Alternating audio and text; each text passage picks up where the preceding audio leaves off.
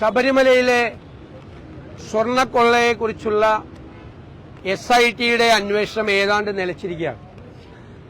90 ദിവസം കഴിഞ്ഞിട്ടും പ്രാഥമിക കുറ്റപത്രം പോലും കൊടുക്കാതെ, കുറ്റപത്രം കൊടുത്തില്ല, പ്രാഥമിക കുറ്റപത്രം പോലും കൊടുക്കാതെ പ്രതികൾ ഒന്നൊന്നായി ജയിലിലിറങ്ങിയാണ്.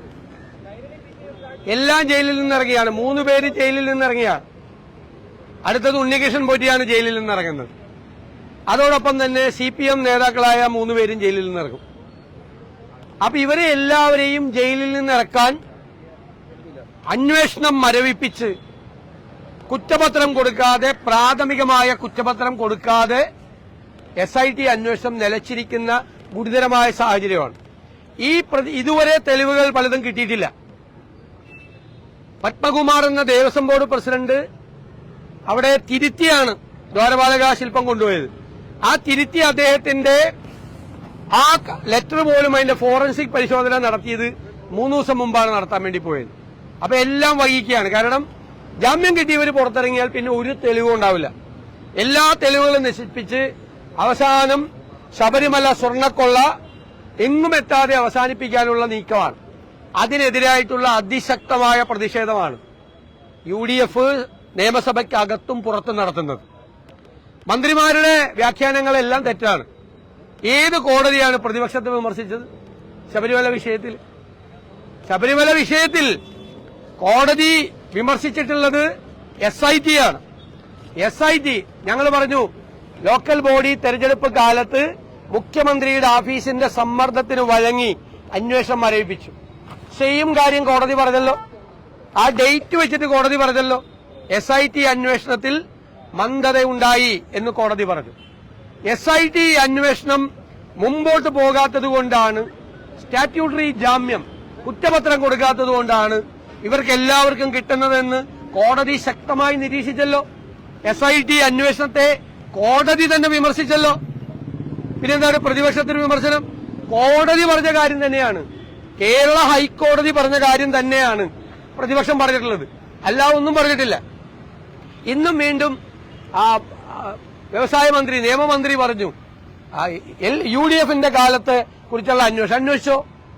പക്ഷെ അന്നത്തെ കുറിച്ച് ഹൈക്കോടതി തന്നെ വിധിയുണ്ട്.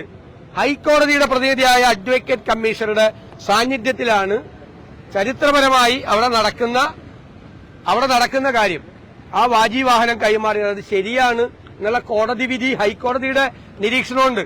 അഡ്വക്കേറ്റ് കമ്മീഷണറെ, അതിനെല്ലാം ചുമതല വഹിച്ച അഡ്വക്കേറ്റ് കമ്മീഷണറെ കോടതി അഭിനന്ദിച്ചിട്ടുമുണ്ട്. ആ ജഡ്ജ്മെന്റ് എല്ലാം നമ്മുടെ കയ്യിലുണ്ട്. ഇവിടെ എന്താ പ്രശ്നം?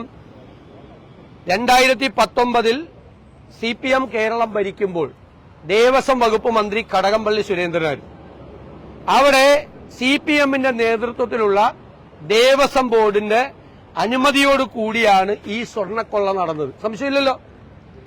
വീണ്ടും 2024 ഒന്നുകൂടി സ്വർണ്ണക്കൊള്ള നടത്താൻ വേണ്ടിയിട്ടുള്ള ശ്രമം നടത്തി. കോടതി എന്താ പറഞ്ഞത്? ഫേക്ക് അർജൻസി ഉണ്ടാക്കി. ഒന്നുകൂടി പോയി. അപ്പൊ 1 മുൻ മന്ത്രി കടകംപള്ളി സുരേന്ദ്രൻ, 2 ഇപ്പോഴത്തെ മന്ത്രി വാസവൻ, അതുപോലെ ദേവസ്വം ബോർഡ് പഴയ പ്രസിഡന്റുമാര്, ഇപ്പൊ പിരിഞ്ഞുപോയ പ്രസിഡന്റ്, ഇവർക്കെല്ലാം ഈ സ്വർണ്ണക്കൊള്ളയിൽ പങ്കുണ്ട്.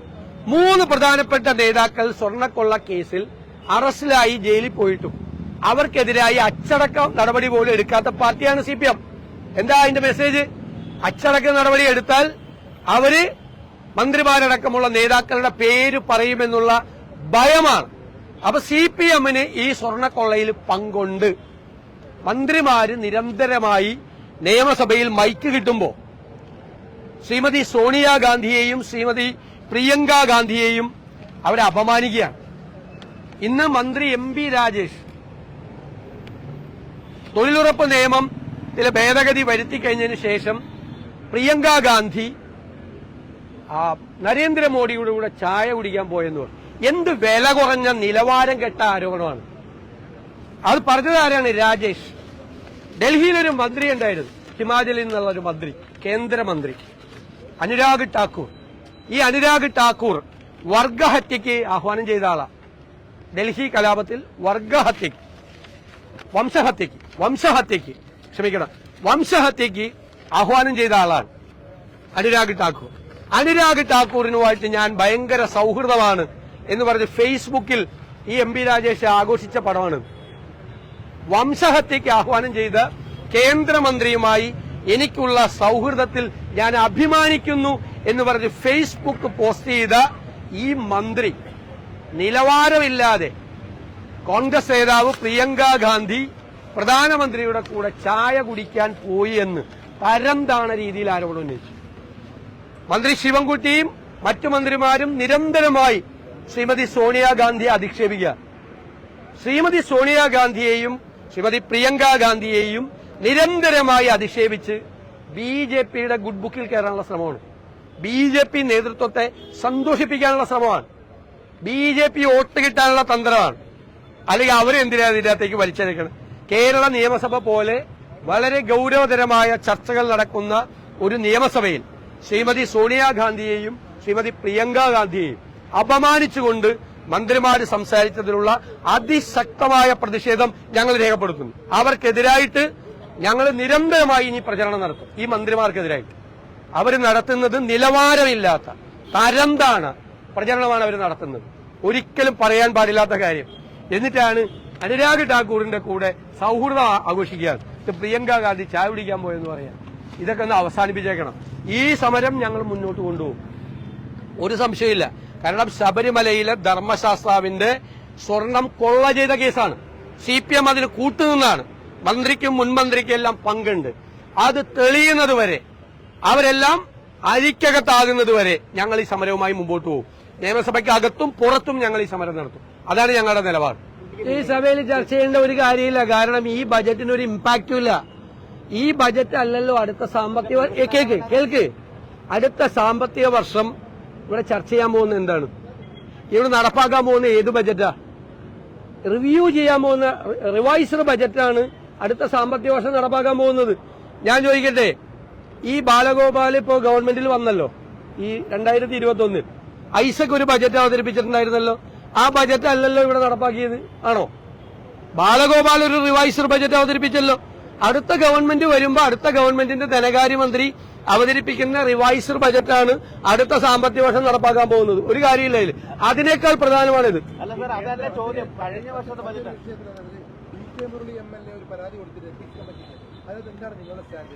അല്ല, ഞങ്ങളുടെ സ്റ്റാൻഡ് ആ എത്തിക്സ് കമ്മിറ്റിക്ക് ഒരു കോമ്പിറ്റൻസും ഇല്ല. ആവശ്യമില്ലാത്തൊരു പ്രീസിഡൻസ് ഉണ്ടാക്കാൻ പാടില്ല. ആ പരാതി പോലും മെയിൻറ്റെയിനബിൾ അല്ല. സഭയിൽ ചർച്ച ചെയ്യണമെന്നാണ് ആ പരാതിയിൽ പറയണത്. അതായത് ഏതെങ്കിലും ഒരു കേസിൽ, ഏത് MLA ആയിക്കോട്ടെ, ഇപ്പൊ എത്ര പേരുണ്ട് MLA കേസിൽ പ്രതികളായിട്ടുള്ളവര് ഇല്ലേ? മുകേഷ് MLA ഒരു റേപ്പ് കേസിൽ പ്രതിയല്ലേ? അല്ലെ?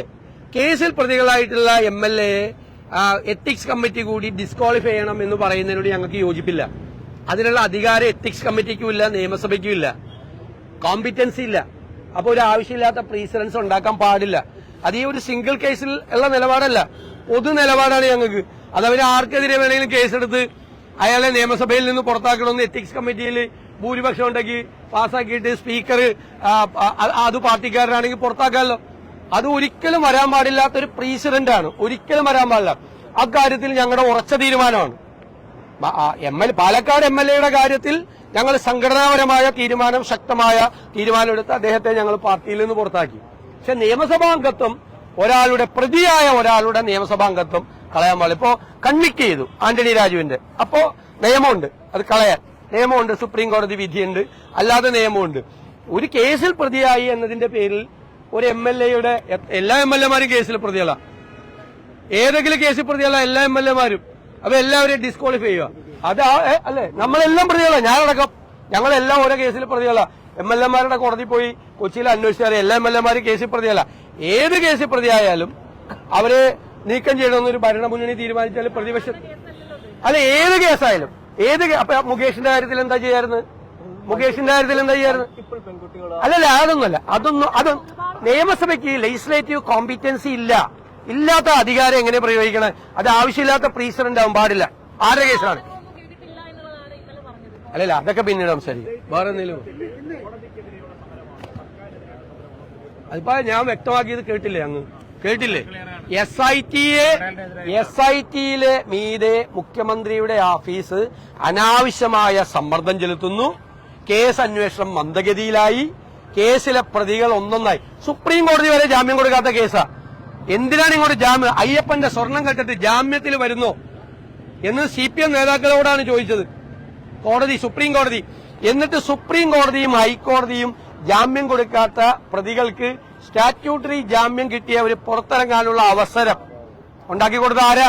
SIT ആണ് ഉണ്ടാക്കി കൊടുത്തത്. അത് മുഖ്യമന്ത്രിയുടെ ഓഫീസിന്റെ നിർദ്ദേശാനുസരണം. അതാണ് ഞങ്ങളുടെ നിലപാട്. പൂർണ്ണമായ തൃപ്തി കോടതി രേഖപ്പെടുത്തി 3 ഉദ്യോഗസ്ഥരെ അനധികൃതമായി നിയമിച്ചു എന്ന വാദം പ്രതിപക്ഷം ഉന്നയിച്ചിരുന്നു. മുഖ്യമന്ത്രിയുടെ ഓഫീസ് അനധികൃതമായി ഇടപെട്ടെന്ന് ആ വാദം പൂർണ്ണമായി തള്ളിയ ശേഷം SIT പൂർണ്ണമായി തൃപ്തി രേഖപ്പെടുത്തി അന്വേഷണം മുന്നോട്ട് പോകുമ്പോൾ ആർക്കെതിരെയാണ്, എന്ത് പ്രകസനമാണെന്നാണ് ഭരണപക്ഷം പ്രതിപക്ഷത്തോട് ചോദിക്കുന്നത്.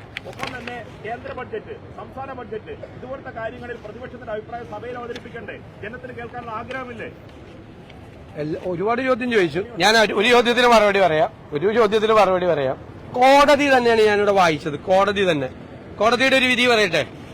It is interesting to note that this court found laxity in investigation during the period between 5/12/25 and 19/12/25 and the same was pointed out in the earlier bail order also.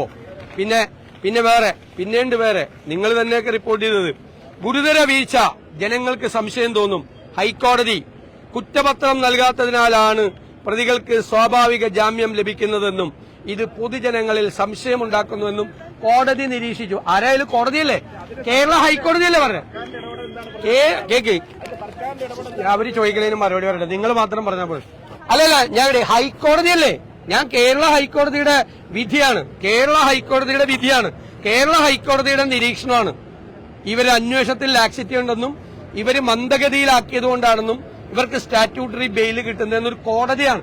കോടതി വിധി ഞാൻ പറഞ്ഞത്, ആവർത്തിച്ചു പറഞ്ഞത് ലാക്സിറ്റി ഉണ്ടെന്ന് ഹൈക്കോടതി, കേരള ഹൈക്കോടതി പറഞ്ഞ കാര്യമാണ്. ഞങ്ങൾ പറഞ്ഞല്ലോ നേരത്തെ, 1 മാസം 9 ദിവസവും ചെന്നൈയിലേക്ക് ദ്വാരപാലക ശില്പം കൊണ്ടുപോയി. അത് വ്യാജനം ഉണ്ടാക്കാൻ വേണ്ടി എടുത്ത സമയമെന്ന് പറഞ്ഞു. ഹൈക്കോടതി പറഞ്ഞല്ലോ, വ്യാജനം ഉണ്ടാക്കി അത് കോടീശ്വരന് വിറ്റു എന്ന് കോടതി പറഞ്ഞില്ലേ? വിറ്റു എന്ന് കോടതി അത് ശരിവെക്കുകയും ചെയ്ത്. അതായത് ഒറിജിനൽ ഇവിടെ കോടീശ്വരന് വിറ്റിട്ട് വ്യാജ ചെമ്പുപാളി ഉണ്ടാക്കിയിട്ടാണ് സ്വർണം പൂശാൻ കൊണ്ടുപോയത്. എത്ര കൊടും ക്രൂര കൃത്യമാണ്, എന്ത് കൊള്ളയാണത്. ഒറിജിനല് വിറ്റിരിക്കുകയാണ് കോടിക്കണക്കിന് രൂപയ്ക്ക്. വെറും സ്വർണ്ണമല്ല വിറ്റിരിക്കുന്നത്, കോടിക്കണക്കിന് രൂപയ്ക്ക് ഒറിജിനൽ വിറ്റിട്ട് വ്യാജനം ഉണ്ടാക്കിയിട്ട്, വ്യാജ ചെമ്പുണ്ടാക്കിയിട്ട് അത് പൂശാൻ കൊണ്ടുപോയി. ഞങ്ങൾ പറഞ്ഞു, കോടതിയും പറഞ്ഞു, കോടതി അത് ശരിവെച്ചു. 2 പ്രാവശ്യം കോടതിയുടെ ഓർഡർ ഉണ്ട്.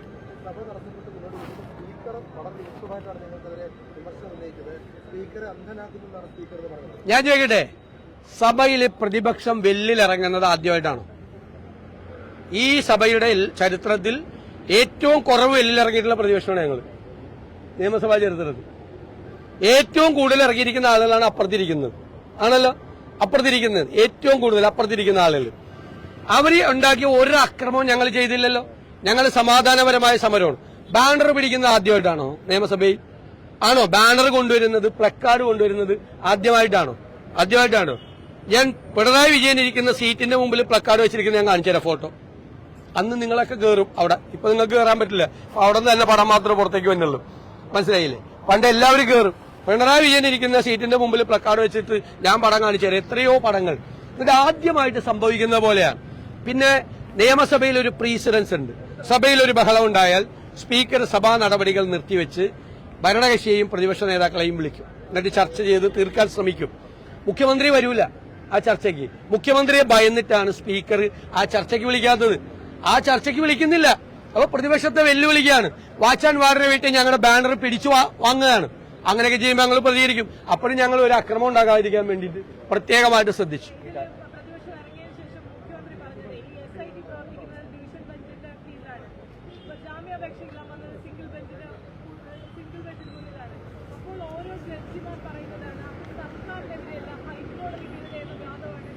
അതെങ്ങനെ?